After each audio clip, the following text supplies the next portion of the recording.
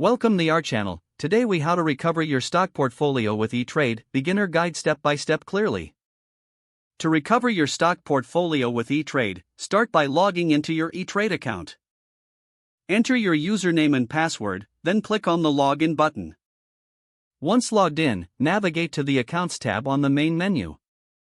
Under the Accounts section, select your portfolio. Review your portfolio to identify any stocks that have underperformed. Next, click on any stock you want to investigate further. This will open the stock's detail page, where you can view its historical performance. Take note of the charts and analytics provided for comprehensive insights. If you've made decisions based on emotions, consider reading E*Trades market analysis reports for objective information. To make informed recovery decisions, research alternative investment opportunities or strategies. If necessary, utilize the research menu to find educational resources about various investment options. After gathering information, create a strategy for your portfolio recovery. You may want to consider diversifying your investments to mitigate risks. Once you have your strategy, head back to your portfolio. To execute buy or sell orders, locate the stock you wish to adjust.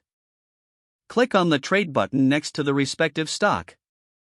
Fill out the order form by specifying the number of shares and type of order. Review your order details carefully before confirming. After executing your trades, monitor your portfolio regularly. Stay updated on market trends to make timely adjustments as needed. Continue educating yourself through E*Trades available resources and tools. Reassess your portfolio every few months to ensure you're on track with your recovery plan. Always be open to adapting your strategy based on market changes. This process will help you regain control. If the page does not load, refresh the browser or try again in a private or incognito window. Make sure you are using the correct email address, then retype it carefully to avoid small typos. If your password is not accepted, use the reset option and create a new strong password you can remember.